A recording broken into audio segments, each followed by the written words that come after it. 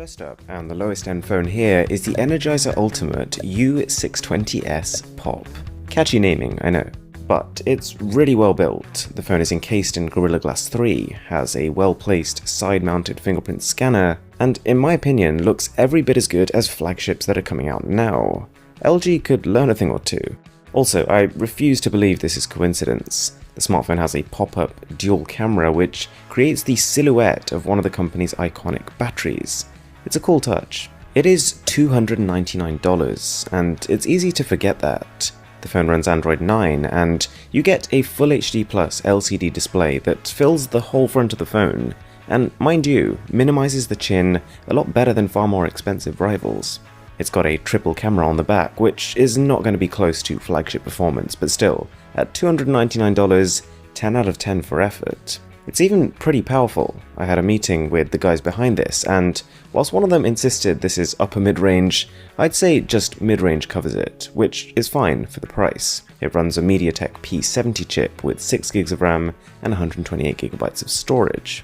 Now, the next phone, and I really think the company needs to look into hiring someone to name their products, is the PowerMax P18K Pop. And, well, it's a complete monstrosity of a smartphone. In fact, even to call it a phone would be a bit of a stretch, seeing as this thing weighs more than some tablets at 472 grams. It's still just as solid and well built, but surprising because it's in a form factor that I've never seen before. You know, the funny thing is though that Energizer have built a device thicker than 3 flagship phones stacked on top of each other and still haven't added a headphone jack. It's ironic, but it does make sense because this phone is all about the battery, and a headphone jack might cut into that, or mean the production of a custom cell to fit around it.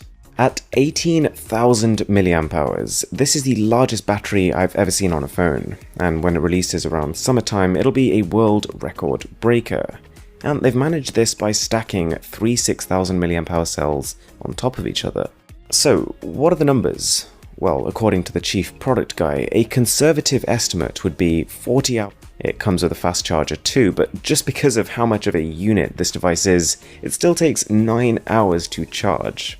In terms of other specs, it's pretty much identical to the first phone I showed you, but this mammoth battery has essentially doubled the price of the phone, which I was quoted would be on sale. So, what's the third phone? Well, it turns out that Samsung and Huawei are about to get some flexible competition, in the form of, wait for it, the PowerMax P8100S.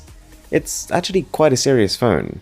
Although they didn't have any pre-release models for me to try, it should combine a price that is, to quote, definitely not $2,000 and top-tier specifications.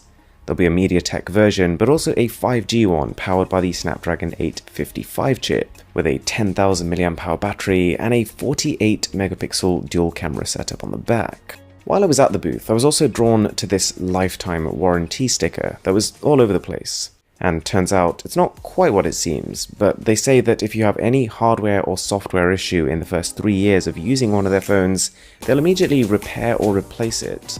So it's still